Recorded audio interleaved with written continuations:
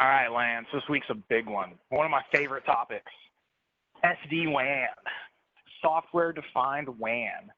I saw a statistic a few weeks ago. It's something like 90% of businesses either have adopted SD-WAN or are going to adopt SD-WAN in the next, 2 years, 24 months. It's pretty crazy, huh? Yeah.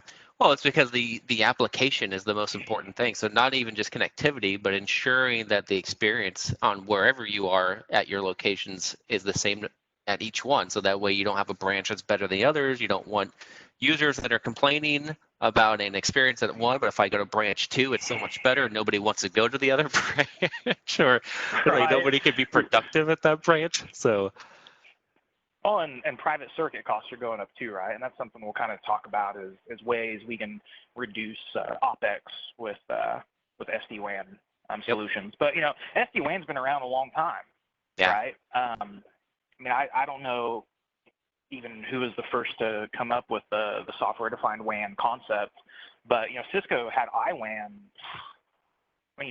Even back in 2010 when I first came onto the industry, right? They were talking about it. Certainly wasn't adopted widespread by any means, but the concept was out there. So it's not something new, and it's something I think has really been refined the last few years too. Yeah, it's been a challenge that people have been trying to solve for a while now, and you've seen different types of ways of fixing those issues or a way to address those concerns. And so like you said, it's been around for a while, but I think we're getting to a point where it's starting to get easy to use, easy to deploy, easy to manage, and just able to see what's happening in your environment, especially now that we're in such a graphical age. Everybody's used to being able to see analytics and data to represent what's happening in their environment. I think everybody's getting to that point where we're catching up to show it to you. Right. So you and I are all on the SD-WAN train, obviously. Not all of our customers are, though, right? Like this, I think this meme captures that pretty well. Our old private circuits are kind of our security blankets, right? And SD-WAN aside, we've all dealt with sites that are on like small business circuits, SOHO type circuits, DSL, cable modem, that sort of thing, single connected without SD-WAN, and they don't always operate that smoothly. So for a long time, I think we've kind of grasped on to those private L2, L3 circuits. And I think one myth I want to debunk right now is, a lot of people think, okay, if I have MPLS today, single connected MPLS at all my branches, I'm going to move to SD-WAN, that absolutely means I have to move to 2 internet circuits and get rid of MPLS altogether. And that's just not the case. That's not true at all. Most of our customers do not do that. They don't jump in 2 feet first. They'll adopt SD-WAN, keep the MPLS infrastructure in place, and then bolt on a secondary, sometimes tertiary internet or cellular connections. And obviously there's benefits to that other than redundancy and there's also increased application performance and the benefits of DIA and stuff like that we'll talk about in this slide deck. Yeah, it's definitely one of those, it's a journey, like you mentioned, like you don't need to, just because you go SD-WAN doesn't mean you suddenly have to get rid of your MPLS or I have to buy a whole bunch of internet circuits. You can use it just to replace your connectivity and make that MPLS more efficient for the way that you're using it, to start understanding, analytics from it, how often it's using the bandwidth usage, and then expand into allowing DIA if that's what you're looking to do. So it just gives you the flexibility, but it doesn't make you change the way that you're doing your day one right now. Right. We mentioned early on that SD-WAN's been around a long time, and I like this slide because that 12-point bullet there, analyst definition, is from Gartner. That's from 2018, so 2 years ago. What is SD-WAN? It's all these things. It's obviously the things we're talking about right out the gate, branch routers and transport independence and, dynamic traffic steering across those circuits. But it's more than that. Zero-touch configuration is a standard part of SD-WAN deployments even 2 years ago. And in the last 2 years, I think like the rocket ship has taken off, right? And some of the features we'll talk about today that we recently introduced or starting to introduce really show that. But there's a lot more to it than just dual homing our branches. Yeah. Kind of to your point earlier about why this is coming up. It's all about the application. And one, I mean, the workforce has changed. It seems like this is a topic every time we meet, with COVID, moving our workforces to home and working remote. And this is something that's been in motion for longer than just the past 6 months, really the past several years.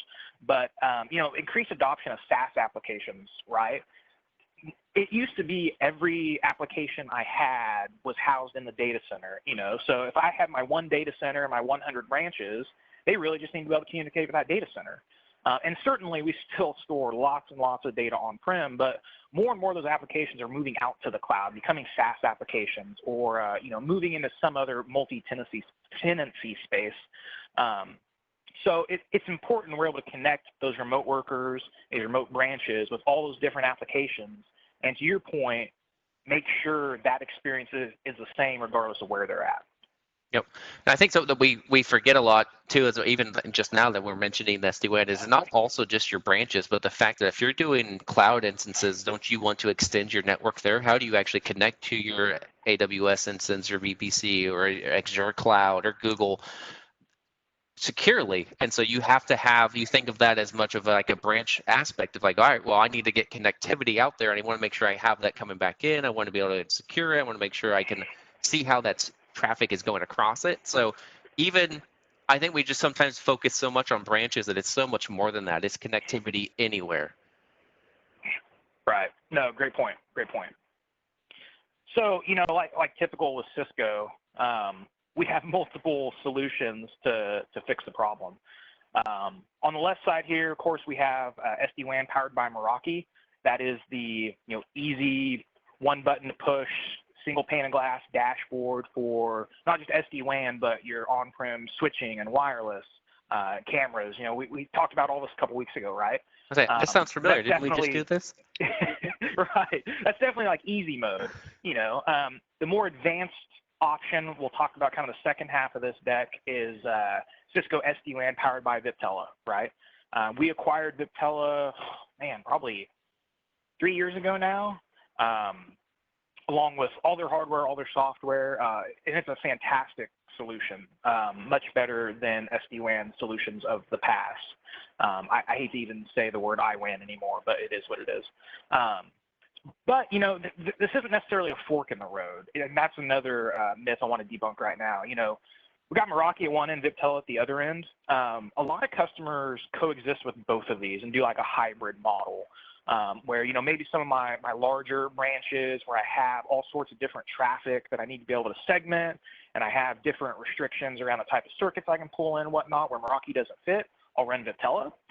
But then I run Meraki for, the other 90% of my WAN sites. So there certainly is the option for these two solutions to coexist. I just want to get that out there. It's not a one or the other type of scenario. Yeah, if you pick one, you're not by any means stuck with having to always choose that option. Every single branch or every single connectivity data center that comes up is a possibility to pick between the two, and you just need to understand what is it you're trying to solve for and which ones kind of helps lead that way the best.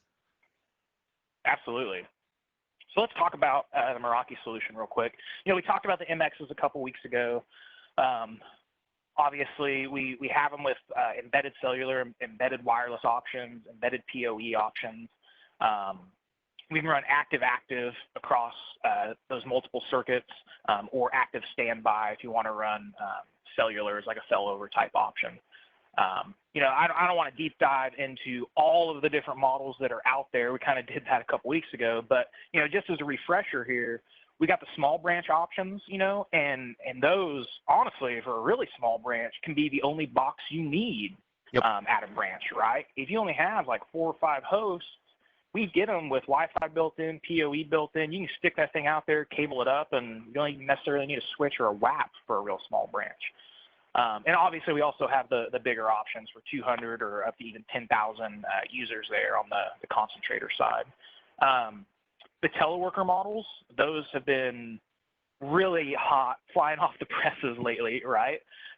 Those things are awesome. They remind me of, remember we used to do like 5505s, 5506s for like Soho gateways, like here, hand this firewall to an end user, they take it home, they plug it into the internet, it comes up, maybe half the time because VPN is always a pain. The Z3s, the teleworker models, are like the next iteration of that work 1,000 times better since they're cloud managed, natively cloud managed. But the idea is the same, right? Like I can hand an end user this teleworker box, say, hey, this port right here, go plug that in your internet at home. That brings them up. They have Wi-Fi or wired connectivity, just like if they're sitting in the office but at their house. So folks love those things. Really nice now that we all have multiple devices in the house, right? That we all need connected back to corporate. And if you go with the Z3, for an example of that 5505, you're not pounding the refresh screen on your ASA looking for IPsec tunnels that are coming up and why they're failing or why is it stalling. So it's easier to do it from the Meraki dashboard than always refreshing. Way easier. And we do have an embedded cellular option on those Z3s now too, the Z3C. So that gives you a couple different abilities, right? Either for failover or for like mobile gateway use. I got a customer with like food trucks, right? They can leverage something like that to get VPN back into their data center. Yeah, that mobile cellular gateway is huge because you can, if you're not able to get good reception, put one of those things up. Like I think we talked about, it's synced up with AT&T and Verizon. I think T-Mobile. I think, did we get all three carriers? I'd have to double check before I say we do. But the goal was to get all three carriers to be able to say that, this mobile gateway will work with those tied into your MX, and that way, if your circuit fails, you now have a connection over the cellular. So it's pretty powerful stuff that you can solve any problem with. For sure. And we do have a virtual option too. I mean, I know you mentioned public cloud earlier, Azure, AWS. You can drop a virtual MX into your public cloud instance and pull it into the SD-WAN mesh just like all the rest of your sites. So it's a really, really easy option. I think the point you were making earlier was great. Like, if I have one site and I want to start moving to the public cloud, okay, I set up a direct connect circuit and I'm connected. But if I have 10 or 20 or 100 sites, that doesn't scale very well, right? I don't want all that traffic from those branches to have to come back to the data center and then go through my direct connect into AWS or Azure. I really want to pull that public cloud instance into my SD-WAN mesh. That way those branches can go directly there, leverage the redundancy we're paying for. So, I said Meraki is the easy button. It truly is with Auto VPN. 2 clicks in the Meraki dashboard, boom, we can pull up Auto VPN on an already established Auto VPN configuration. Super easy. To your point earlier about refreshing and watching the IPsec tunnels come up and go down, and it was always a battle, right? Like, yes. We set up a new tunnel, but I forgot to set the static routes in both directions. I'm only getting one-way traffic, or, Did I type the keys right on that config? Yeah, right. Yeah, I'm doing PSK and it's not working so hot. And of course, the redundancy is built in, so we can do Auto VPN over multiple different transport connections. This diagram didn't do a great job of showing that, but we certainly can. Yeah, and I think this is one thing we'll kind of go into more on the next multicast, is a overview of the Meraki dashboard, and we can kind of show how some of these settings actually are literally 2 buttons or just a checkbox you enable to allow that to happen if you want full mesh, or if you're trying to just do splits. The Meraki dashboard makes it so easy just to go to one spot to manage everything that you need to. Speaking of the Meraki dashboard, yeah, almost like on cue. I didn't even know it. We have real-time performance monitoring right there in the dashboard, so you can see, from branch A to branch B or branch B to branch C, what the latency, jitter, and loss is. And of course, Meraki SD-WAN is using that information to do that traffic steering and determine if the circuit's up and if it's healthy for particular applications. And in the future, we're doing some really cool stuff with AI and ML, marketing buzzword bingo, right? We'll talk about that in a few slides, about some of the cool predictive stuff we're looking to do there.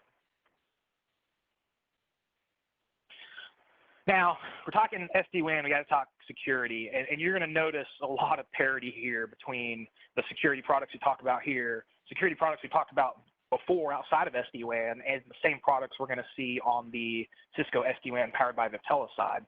But obviously, you know, the MXs are a security appliance first and foremost. So they do firewalling. They can do onboard content filtering with onboard databases, or we have a really good integration with Umbrella, right? So if you have a policy built in Umbrella, you can link your Umbrella dashboard and your Meraki dashboard together, and you can apply those policies to a specific network or SSID right there in the Meraki dashboard. Outside of firewalling, DNS protection, content filtering, obviously you need IPS, IDS, right? Snort, you know, we've had for quite a while now. We use it across a bunch of different products. You know, most notably, of course, the Firepower Threat Defense firewalls. But we do natively support Snort, IPS, IDS in the Merakis as well, and AMP. So advanced malware protection. You know, we'll check the hashes that come across the box. If it's unknown and we want to send it up into the cloud, we can send it up in the threat grid, blow it up, see what happens before it reaches the user. So we can actually detect the zero-day malware that way. Yeah, and I think you'll probably touch up on it again when we start talking about the Cisco SD-WAN, but both of these are, like you mentioned here, right in the very center, powered by Talos. So the security information, like it's not like you're going to lose any security information by picking either Meraki or if you're going with the Cisco SD-WAN.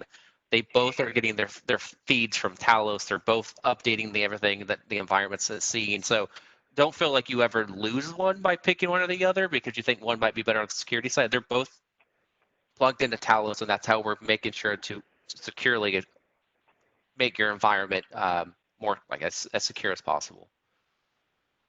Yeah, and I deleted my Talos slide out of this deck because I beat that same beautiful Talos slide to death. Yeah. I love talking about Talos every time it comes up, but it truly is an awesome situation because not only are our devices getting information from Talos, I mean, real time, but that information is being fed back into Talos as well, right? So, you know, if one of your users downloads a 0-day, it goes up in a threat grid, blows up, threat grid goes, oh, hey, whoa, AMP, this is a problem. You know, not only does that help you and your end user keep from being impacted, but Talos uses that anonymized information and says, whoa, that's a hash we've never seen before, and it's bad. Add that to the blacklist as well. So that benefits all the other customers. And of course, Talos, you know, again, without getting into my Talos dead horse, Talos is the largest private security organization, security threat research organization in the world. So there's a lot of data going through there thanks to AMP, Threat Grid, Umbrella, all those different services. So what's some of the cool new stuff coming to Meraki that we've been implementing lately? You know, advanced analytics with machine learning. There's that marketing buzzword again. Smart quality of experience, tag-based segmentation. A lot of these are things we've seen on the Cisco SD-WAN side for a while, and it's some of the features that have been lacking on the Meraki side, but we're starting to come around on. I get real horsey anytime somebody uses the term like advanced analytics, machine learning, artificial intelligence, just because, like, what does that mean? Like, define it for me, right? Like, you're just throwing words at me now. But truly, like, obviously we need visibility into the application performance, application health, the WAN circuit health. That's what defines SD-WAN, right? We have to know what's going on that circuit and know what kind of applications are best going to perform on each of those circuits at a branch. So number one is we need visibility into that, right? So the end user can go look. Now, tell me, Lance, you're home right now. You're on VoIP on this WebEx. You're on video on this WebEx. Exactly how much jitter are you having on this WebEx Event Center meeting? Off the top of your head, go. 30? You don't know. You don't know for sure, right? I mean, and who does? Because it's constantly changing. Like, even if I measured it at the start of this meeting, it may be different now. You know, somebody starts streaming Netflix downstairs. I don't know. The point I'm trying to make is, like, we can go measure those things, but they're constantly changing. That's where the machine learning on the Meraki SD-WAN side kicks in, right? It's going to do smart thresholding. You don't have time with these dozens or hundreds of branches to go out and measure each circuit 5 times a day, every day, and make decisions about, oh, okay, you know, maybe I shouldn't be sending voice over that secondary circuit right now because it's a little jittery, or, you know, the loss has spiked up to 5%, which is unusual. Meraki is going to baseline those circuits and their performance and know when we're having anomalies on them, and then adjust based on that. Kind of the vision going forward, and this is you know, a little roadmappy, which we hate talking about roadmappy stuff just because, like, we have to see it in person, right? Like, we're engineers here. Like, roadmappy stuff is roadmappy. But the idea is predictive foresight. So we have millions of networks in the Meraki dashboard now, right? Globally, right? What if we could use anonymized data to predict what's going to happen to my network an hour, 6 hour, 12 hours from now, based on what we saw on a different network halfway across the world, right? That would be really useful. That's a pretty cool idea, right? The example they use here is, you know, Gmail users are going to experience outages in the next 12 hours, right? And it's using not just machine learning from your network and what's happening on your network, but what it's seen, patterns it's seen on other networks around the world. It's pretty rad stuff. My mind was kind of blown when I heard that. I mean, that's pretty clever thinking. But, you know, that's the power of a huge cloud-based infrastructure as a service platform like this. App performance issues. We're all network guys here. Like, it's always the network, right? I mean, yeah, it's always. It's like this mysterious black box. So when the app owners come to us and say, hey, you know, this app is running slow, you want that mean time to innocence. That's the metric App Dynamics team always uses. Meraki has that baked in now, right? So, you know, you might say Meraki has 1,000 eyes. Oh, a little name drop there. You like that? Since Meraki has perspective from the LAN side and the WAN side, you know, we can more accurately make determinations about, okay, I don't see loss on the LAN side from the end user host to the router, but I see it on the WAN side, right, between branch A and branch B. So it makes it really easy to narrow down where the issue is actually occurring. Yeah, and this is one of the things we talked about on our last one. We were building a Meraki network. Is if you use Insight inside, especially with your SD-WAN, you start getting those performance to understand exactly which applications are having issues, which way are they going, why is that health score low or high, because you need that. So many times I would always get pinged about, hey, well, the network is slow, and you're like, pings are fine. I'm seeing everything looks fine. You have to start digging in deeper, which then takes you away from your other tasks or other fires that are burning, and being able to just quickly identify what's happening is critical. Yeah, I mean, to your point, like, we're always going to have issues with WAN circuits going down or, you know, hardware failure, stuff like that. That stuff's really easy for us to find, right? You know, okay, it's gone down in my network monitoring. I know there's something, like, seriously wrong. But the brownouts, you know, are way more of an issue where, okay, my latency has gone up 20%, but that's causing my actual transaction time to triple from an end user perspective, you know. So we definitely want to be able to drill down and figure that out more quickly. It takes new tools in the toolbox to do that than just the ping and trace routes that we're used to. Yep. Another one that's coming, and this is one I get so excited about on the tele side, is being able to segment traffic apart at the branch and all the way back to my data center. So on the Meraki side, coming soon, are we doing source-based segmentation? And this is different than how we do it on the Cisco SD-WAN side, but it kind of solves a similar problem. The idea is, you know, I have a branch, and hopefully, if I'm applying security policy correctly, I have like my production data VLAN. I probably have a production voice VLAN if I'm running VoIP.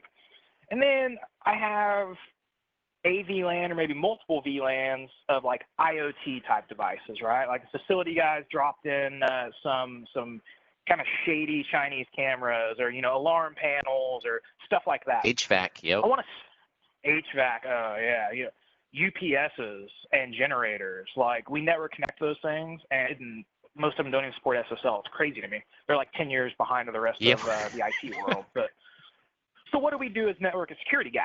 We're like, okay, let's segment that off into its own VLAN, But we also need layer 3 separation. How do we achieve that? I don't want to go out and buy a totally different circuit for every one of my sites just to support that, and a totally different router and a totally different switch. That's too much work. So with source-based segmentation, we can pop them off into their own VLAN. Then within the Meraki dashboard, we say, hey, all the traffic on that IoT VLAN needs to be routed to this specific MX back in the data center. And we can drop that MX into like a DMZ, and then we can further firewall that traffic there at the other end. That way you have total segmentation end to end. And that's starting to become really important the more this IoT stuff we drop into these environments. To be completely honest, like we can't be responsible for firmware upgrades and patching on all those devices. Like we have our own full-time jobs, right? That's somebody else's responsibility. And a lot of times it just doesn't get done. So we need a way to be able to secure those devices and secure the rest of our network from those devices from a network and security perspective. Yeah, and that's the fear with a lot of IoT is the moment you plug it in, it's never getting updated because who's going to do it? Those things aren't always automatically going to reach out and do updates. Sometimes they require a personal touch firmware. Well, whoever has installed those is just trying to solve a problem. They're not going to put it on their agenda to go back and update. And so those are huge security threats the moment they get on because you have no clue on how they're ever going to get patched, updated. What are they doing traffic-wise? Are they probing to see if there's other devices around like it to talk to it?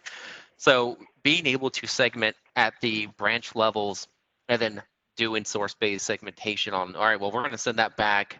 It's huge, especially on the Meraki side, because I know that's one of the things that a lot of customers have talked about is, oh, well, how do I secure these? And it's like, well, you're going to have to kind of just block it off, and then you're going to have to kind of set rules on what you want to do with it. ACL it. Yeah. Yeah, run an this will be ACL nice. Yeah. Licensing. So what I really love about Meraki is, for just a basic SD-WAN perspective, basic SD-WAN functionality is included on the base enterprise license. So if you own an MX, you can go turn on SD-WAN today, basic SD-WAN today. From there, we had that whole slide. We talked about all the different security products. We also offer an advanced security license, which is all those different UTM functionalities, so the IPS, IDS, Snort, the umbrella integration. I think AMP too, right? AMP, yeah, that sort of stuff with advanced security.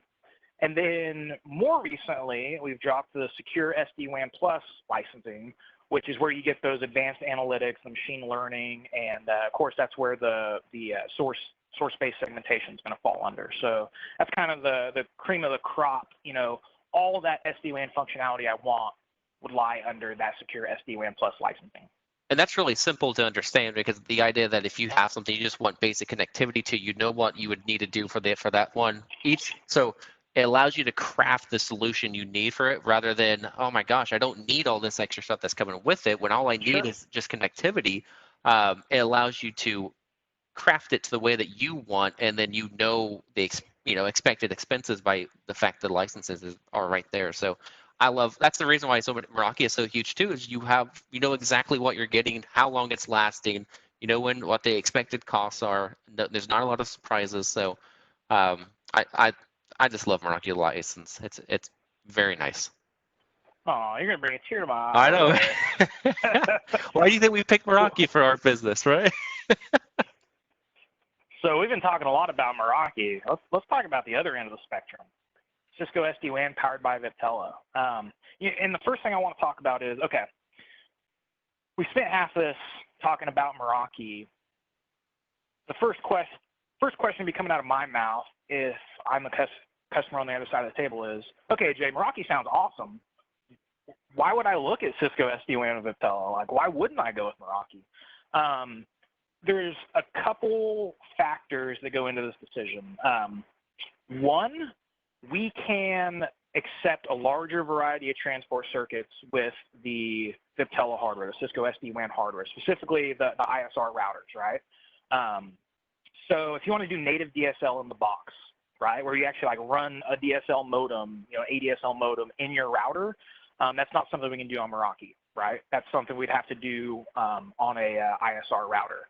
TDM circuits, right? So T1, E1, or T3. A lot of the world is moving to Ethernet based circuits, but some of us aren't that fortunate, right? I live in Towanda, Kansas. Like, I can't get fiber to my business in Towanda, Kansas. It just doesn't exist. Well, it also so probably depends the best on. thing I could get is some bonded T1s. Yep, it depends on where your factories are, or if you've got a distribution center that's set up somewhere that's not really up to date with technology availability. So yeah, I mean, T1 was it's almost everywhere that you need it.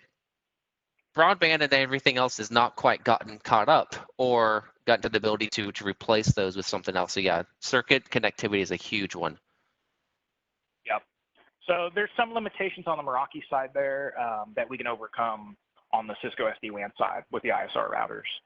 Another reason folks usually look at Cisco SD-WAN side is advanced configurability for traffic segmentation. So we talked about source-based segmentation that is coming on the Meraki side. The Viptela solution has had it long before. Yep. Actually, the Viptela solution was more or less founded on the concept of different VPNs and being able to segment that traffic from end to end. And we'll talk about that in a couple slides and help visualize that. Another thing is voice support.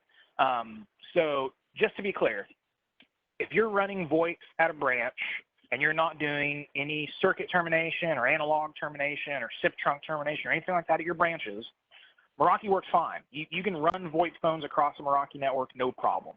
But if you want to terminate PRIs at your branches or terminate SIP trunks, like distributed SIP trunk architecture at your branches, or if you have analog phones and you need FXS or FXO ports, we don't support any of those on Meraki hardware. So either you come over to the Cisco SD-WAN side to run that, which we'll talk about some of the changes we've made there here in a few minutes, or you run an extra router at the branch to support just those circuits. So there's a couple different ways we can get around it, but just know that that's one of the reasons why folks start looking at the Viptela side.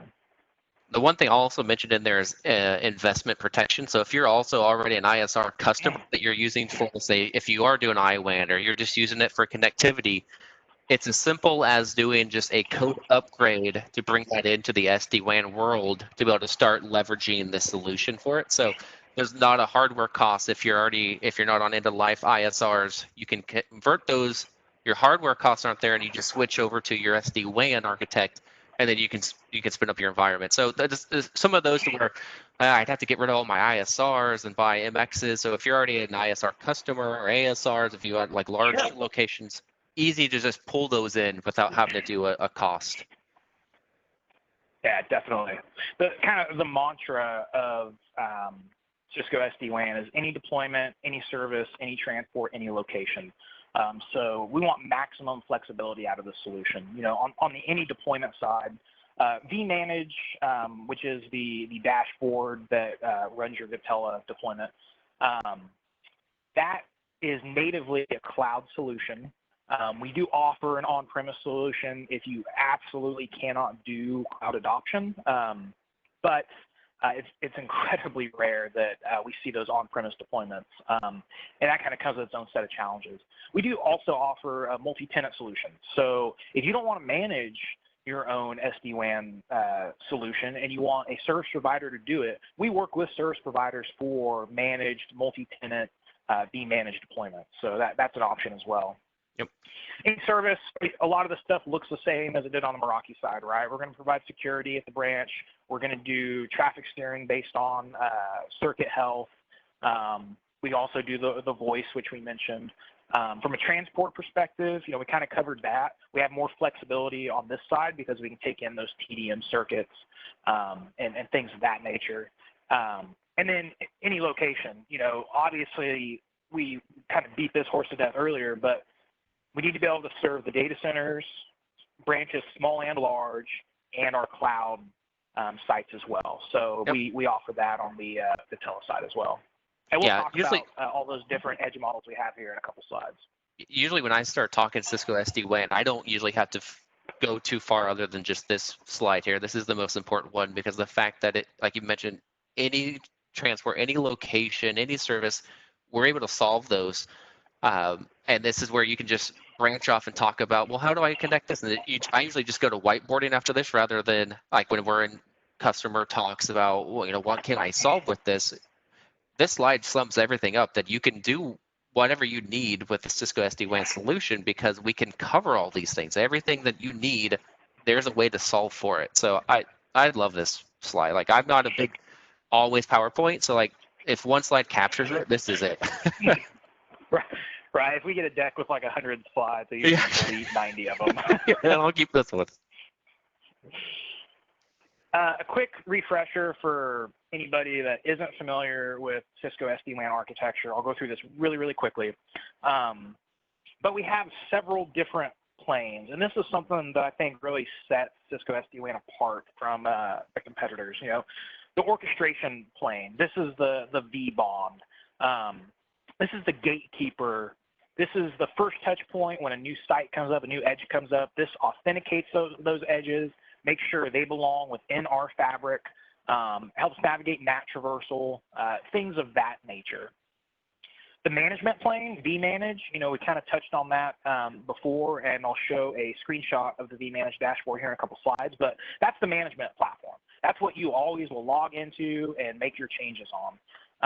vAnalytics also fits in there. It's kind of a bolt-on, but that gives you some of the advanced analytics about WAN circuit health and application performance and things of that nature. Also want to point out that, should have mentioned this on the Meraki side too, but Cisco SD-WAN and Meraki both have open APIs. So you can do third-party automation with your own homemade scripts or with any other API-driven product. Before you change the control, okay. Yep, you already got it. I was going to bring that up. And we should have talked about this in Meraki because not everybody's aware of it. That there is a true separation between management and your data. So the control plane is different than your data plane. Data's not going to the cloud and then decide where it's going. And I think sometimes competitors will say those type of words that, well, everything's getting sent to the cloud, and then Cisco's deciding where to send it. It's like, no, there's a true separation between your data and your control plane on the Cisco SD-WAN and on the Meraki. So if you ever hear the aspect that data is getting sent to the same place, the control plane, that is absolutely false. Like there is a true hard separation between how the data is getting processed and then how things are being controlled. No, that's a great call. I appreciate that because that's a myth we still come up against fairly often. Yep. On the Cisco SD-WAN side for the control plane, we have these vSmart controllers out there, and they're really kind of the control plane brains of the operation, right? The vSmarts do the route calculation, the path advertisement. They have the policies that we've built out in vManage and help push those policies down to the data plane, the last piece. We used to refer to them as V-edges and C-edges. I think we're kind of getting away from that. V-edge was the hardware that came over from the Ventela acquisition. C-edges are just the fancy SD-WAN name for the ISR routers or whatever Cisco branded device runs SD-WAN. But that's the data plane, right? So those are the routers or the boxes we're putting into our data center, our branches, or virtually into our public cloud instances. All right, quick refresher over with. Speaking of data plane, speaking of edge routers, this is a whole gamut. There's a lot of different boxes here we can run SD-WAN on. The ISR 1100s are a newer box. They are kind of similar to the MXs in a lot of ways, right? Small, compact, or small branch. We can do embedded DSL, embedded cellular, embedded Wi-Fi. There's like 50 or 60 different models, I swear. I always have to go look at the data sheet because there's so many different models under the ISR 1100 family tree. But yep. Awesome for small branch deployments. The most popular SD-WAN edge router we see out there is definitely still the ISR 4000s. Yeah. And I think there's a couple reasons for that. One, the ISR 4000s are among the most feature-rich edge routers we have here. And as we talk about some of the new features we've come out with lately, you'll see that in many cases the 4000s are the only model that supports some of those advanced features because they have the horsepower to do it. I think the other reason why they're so popular is because we're all familiar with them, right? Yeah. I mean, I've been working on ISR routers my entire career. So, it's a box we're familiar with as engineers. Even though the 4000s themselves are kind of new, they've only been out a few years, we're still comfortable with that feature set. Yep. But, if you need to scale beyond what the 4000s can do, the ASRs, we can do tens of gigs. So they make great large aggregator, large campus or data center deployments. Yep. And of course, we have the cloud offerings, right? The CSR 1000V is a traditional ISR router, but runs on VMware, or the vEdge Cloud is another option as well. We can do those in Azure, AWS, GCP. One thing I'd also like to add in here real fast is and this is why Cisco SD-WAN works so well with branches, is the fact that if you're also looking at doing compute at locations, you can use HyperFlex Edge that run a virtual instance of SD-WAN, so basically just a CSRV image on your branch. So you can get rid of all this hardware, go down to a small HX Edge cluster, just 2 or 3, and you don't even have to have the hardware costs to get up SD-WAN. So that is, like I said, that power of that first slide is any deployment, any solution you want. If you just want, you don't want hardware on the site, you can do that. Put on some HX clusters there and take care of it. So yeah, we solve any way that you want to do connectivity. It's amazing. Yeah, definitely. I mentioned vManage earlier. It kind of gives you an idea what that looks like. Like I said, it's one dashboard to manage the entire Cisco SD-WAN fabric. One other thing I really like to point out is that the advanced security stuff that we support within Cisco SD-WAN can also be managed within vManage. And I think that is an important differentiator, right? A lot of SD-WAN solutions can provide features like IPS IDS and malware protection or AV or something along those lines, but it's with third-party integrations, right? So what I end up with is 4 or 5 different dashboards I have to go to troubleshoot those security issues or set up those security configurations. We're trying to bring all that together into just Cisco vManage, that true single pane of glass. Right? There's another marketing buzzword for you. I think I've got bingo now. I got blackout. We might get a blackout today. The end-to-end segmentation, we mentioned this earlier. Like I said, this was an integral part of the Viptela technology from the very beginning. But the idea is simple, right? So I have different VLANs, kind of similar to the Meraki solution, at my branch that I want segmented from each other. I can set different policies for those networks, VPNs is what we call them on the Cisco SD-WAN side, and say, okay, my production traffic, I want full mesh. My voice traffic, I want full mesh. But my IoT VLAN needs to be hub and spoke. I don't want branch A talking to branch B, like cameras at branch A talking to an NVR at branch B. That doesn't make any sense. That should never happen. All the traffic from branch A and branch B should come back to my data center only, specifically for that IoT VLAN. So how do we achieve that? Total end-to-end segmentation, right? Layer 2, separate VLANs. Layer 3, they're separate berths with totally separate route tables. And then also from a tunneling perspective, they're totally different tunnels. And like I said, we can do totally different topologies for all these different VPNs and VLANs. So you can truly do end-to-end segmentation and get really creative with how you actually implement that.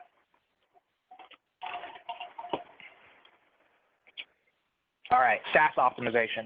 I won't beat this one up too much, but I really liked this stat here in the middle, up to 40% faster O365 performance.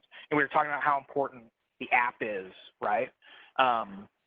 Once you get this SD-WAN fabric built and you have these different WAN circuits and probably different WAN clouds, as we'll put them out there, every branch is going to have a lot of different ways it could get to these SaaS applications.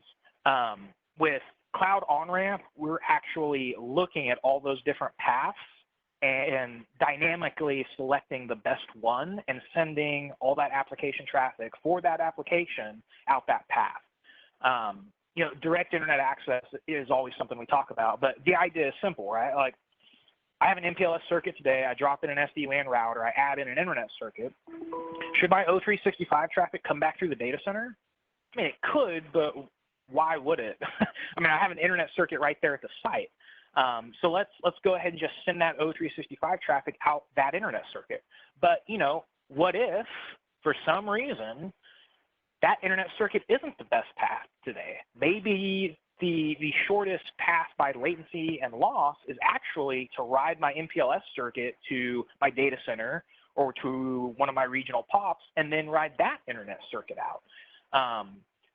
Obviously, you can see, like, from an algorithm standpoint, there's a lot of different ways that traffic could flow. We're always dynamically looking at all those different paths and choosing the best one.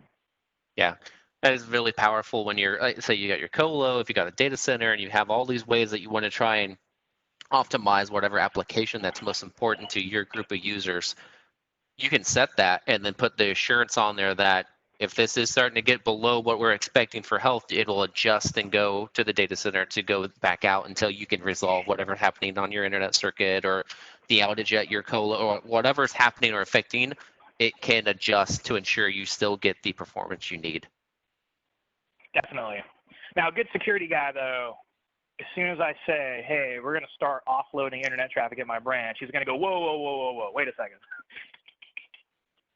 That could be a security risk, right? If we just open up the internet and just let it flow, right? Like, we're not doing content filtering or IPS IDS or firewalling, right? That kind of opens up Pandora's box from a security perspective. But you can probably guess we got you covered there, right? Just like on the Meraki side, we have next-gen firewall capabilities in the ISR routers. We can do IPS IDS. We can do on-box content filtering, although most folks are doing content filtering via Umbrella, right, which we'll talk about in a couple slides. But you can do basic DNS content filtering, or you can even do full proxy via Umbrella SIG, which we'll, like I said, we'll talk about later. AMP is supported, Threat Grid supported. Basically, where I'm going with this is that we can do this securely, and that's very, very important. Just hooking up boxes to the internet, it get a little hairy, right? Yeah. Like, we have to be able to secure those links as well. Yeah, you don't want your users just be able to go out anywhere on the internet that's, oh, well, now I'm going to funnel them out, but I don't have, my firewalls are in the data center. How am I going to protect these people? So the ability to shift that to wherever closest to the users, we have that ability to do it. Multi-domain, I won't harp on this too much, but the idea is that if you're running ACI in your data center, you're running software-defined access on your campus LAN, you start running SD-WAN via vManage, all these different services can work together. So if you have STTs and ACI, that can translate over into SDA and SD-WAN. We do API integrations between all three of these services so that you truly can have end-to-end security, even from a branch site all the way back through the WAN, through a campus LAN, into your data center. So I don't know if you know this, Lance. This is a new feature. This just came out, I think, 17.2.1. So if we go back, iOS XE ran natively on ISR 4000, right, since the beginning of the ISR 4000 line. The SD-WAN software was actually a totally different image. So if you had ISR 4000s running iOS XE at your branches and you wanted to turn them up onto SD-WAN, you actually had to do a code swap. It was like a totally different image train. With 17.2.1, we're actually moving into, oh, that's a cool animation. A single image to support both. So it's a single image. We have what we now call autonomous mode, which is like the traditional iOS XE, or SD-WAN controller mode. And all this is to flip back and forth between them is a single command in the global config and then a reboot of that router. So you don't actually, going forward, have to do an image swap when you move from iOS XE to SD-WAN or vice versa. That's huge. And that's an important distinction because, you know, bringing up new circuits and bringing up sites in an SD-WAN fabric, it's work, right? We want to make it as easy as possible. So anything we can do to, you know, just take steps out of that process helps a ton. Yeah, I mean, I even mentioned at the start of this about how the ability, if you're already an ISR customer, to upgrade to SD-WAN, you just updated the image. But if you're already, let's say, down the road, you're on a golden image and suddenly you need to enable it, That is so powerful instead of trying to, all right, now I got to push the image. I got to set it. I got to reboot it. Oh, did it come up correctly? So having it already in there and just changing it in the global that's huge. I didn't even know that. So see, even I learned things on multiple. That's a fresh one. That's a real fresh feature. UC, we talked about voice real briefly early on. Early on, even on the ISR 4000s running SD-WAN, we didn't support any UC feature functionality. We're finally starting to open that up and get there. One thing I just like to point out, and I think anybody that's ever worked with UC routers understands this, but the configuration in vManage isn't dial plans and things like that to go in Call Manager, right? Like we're truly just like flipping the features on. The actual like call routing and dial plan support, those things are actually going to be configured in Call Manager. And then all the gateway does is act as the other end of that, right? Today, we're only supporting in the latest release FXO and FXS and SRST via SIP. So there's a lot of red X's there down in the bottom. But the idea is this is just phase 1 or phase 0 even, right? Like This was the most important thing for our branches. Our customers really, really wanted FXS, FXO integration up front. So the only transfer you can do between Call Manager and the SD-WAN routers today is SIP. But, heck, man, at least it's there. Like, it's a huge step in the right direction. Another new feature that's come out recently, auto registration to Umbrella. So, Umbrella was just DNS protection for a long time. Now we have SIG, Secure Internet Gateway, where we can do full proxy capabilities in the cloud. But how do we do that? Well, with Cisco SD-WAN, we'll actually build an IPsec tunnel up into the Umbrella cloud, and we can send all that internet traffic through there and have full proxy capability for our branch site. Before, that was like a manual tunnel build, and it was kind of kludgy on the SD-WAN side. Now we can do that all automatically. It's all API-driven between vManage and Umbrella. Do you go more into SIG at all? What's that? Do you go into more into SIG on the next slide? I don't know, like, no. Okay. I was just kind of like flying through it. No, that's fine. I am uber excited about SIG, and especially the tie-in with Umbrella. So it's all right. So you like the security features, but you're worried about trying to run all that stuff on the ISRs. You're worried about throughput. You can start. All right. You know what?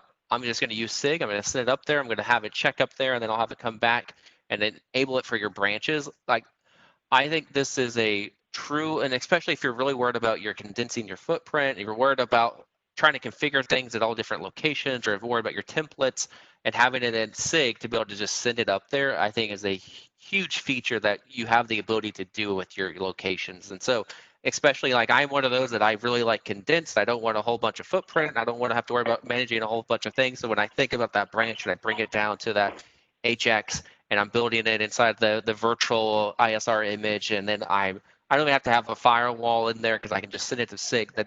That is so powerful that your branch gets so small in what you have to manage, and you can manage it in one spot, which is inside vManage, and so you don't have to worry about different places to handle different controls. That I personally, I am so excited about our SIG.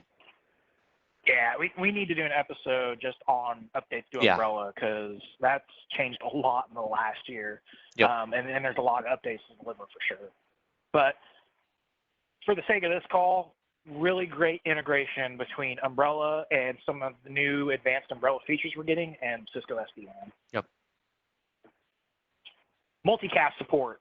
I won't go too far in the weeds, but basically we can support multicast now. We can widely support multicast across the WAN on the C edges.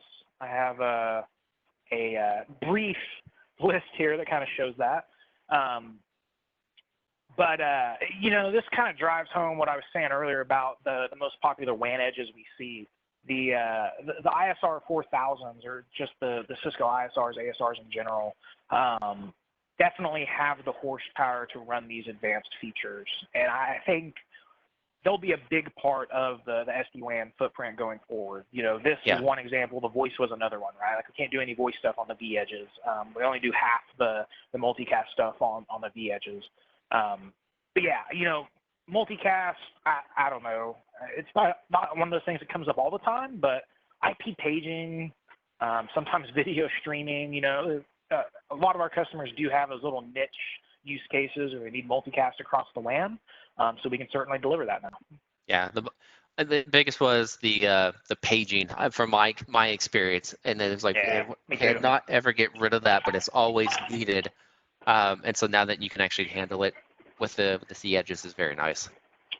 That's my first question. Anytime I have a user that is Cisco voice, and they ask any questions around multicast, I go, "You putting in Informacast?" Yeah. Because, and 99% of the time, like, yeah, how did you know? Yep. It's one of the few use cases we still see, but it is a good one. Yep. Licensing, you'll probably see kind of a pattern across all of the Cisco platforms with Essentials, Advantage, Premier. The big thing I'll point out here, Essentials, you can only do up to 50 devices. So if you have more than 50 sites or more than 25 sites, if you're running redundant edges, then you'll have to move up to Advantage. But, moving up to the Advantage level licensing, also gives you the option to run AMP. All the voice feature functionality we've talked about is Advantage is required for that. Premier, we were talking about Umbrella and Umbrella SIG. If you purchase the DNA Premier licensing, that actually includes Umbrella SIG Essentials. So that's a really great package if you're going to go down that path anyway. Instead of buying them separately a la carte, it's way less expensive just to buy it all together. Yep. And so what's interesting, this kind of ties in with the Meraki ones. So you got the Essential, I need connectivity, I need to be able to bring these sites online. And as long as I don't go over 50, you fit inside the Essential package. Just like the Meraki with the security, if you want security and you want to be able to start using those V analytics, that's when you go to the Advantage, which is, I see the most value in the Advantage one because you get the V analytics. And if you wanted to do security, the branches, you can. But like I said, I am so excited about the SIG portion of it that I am all about clean, crisp, condensed. I don't want 50 things in my rack and my branch. So but it's very simple to see where you're going on the tiers, which is important. For sure. And you'll see those that same verbiage used across the Cisco portfolio, right? Like on the switching side, we call it Essentials, Advantage, Premier. On the wireless side, we use those same 3 tiers. Umbrella now uses those same 3 tiers. Yep. So it's definitely some verbiage you'll see more and more in the coming years. Well, that's all we have on SD-WAN. We have a really big, exciting announcement. Yeah, we do. This is a very big day exciting. For us. Yeah. I feel like we're making some huge progress as the front. I mean, most of this is because of everybody that's tuned in has joined us along the journey, and we wanted to try and think of a better way to interact with you and provide you content without having to force you to join a registration and then click on a link to be able to view previous videos. And so Jay and I are going digital. We're going to YouTube. So we've got a page set up here. Go ahead. Oh, I was just going to say, this is not us. We're not going to become YouTube stars. I'm not going to eat 87 SpongeBob stickers in an alley for views and hits. But no, this we'll is stay with Hot Wings. High Plains Multicast. Yeah, we'll stick with Hot Wings and me crying on camera. Sure, I guess. If we must. Yeah. And so what we've actually done is... I'm super excited. Yeah, very excited. We've actually gone ahead and uploaded all our previous videos on there. So like Jay mentioned, if you want to see him cry, you can go back, rewatch our Hot Wing Challenge anytime you want to. It's set there. And we actually plan on expanding on what we provide. So we're actually going to start doing some how-to videos on site if there's things you wanted to learn about inside ICE, inside of our security products, or the ability to do things inside DNA Center. So we'll start having a playlist of how-to videos. We also then want to do more into like tech talks. We want to bring people on and just ask how things are happening in their environment. We can have customers come on and talk about what challenges did you have to overcome with, let's say, for COVID? Like, how did you address it? Did you just spin up more ASAs, or did you right? How did you actually fix it? And so much more personal conversations. The Friday Multicast will stay on every 2 weeks. We'll keep publishing these deep dive tech topics that we go into, but just an easier way to consume it. And it's more on your time. Jay and I will keep posting these out there, but we want to say thanks to everybody that's joined us so far. We just wanted to try and make it easier and help you accumulate and digest this information. What's what easiest is best for you. Yeah, I agree. I couldn't have said it better myself. You know, having a scheduled time every other week is, I mean, easy for us, but hard for a lot of our viewers to get in at 10 a.m. every Friday and you know, watch us ramble on for an hour. I think moving to YouTube kind of makes it more flexible for you guys.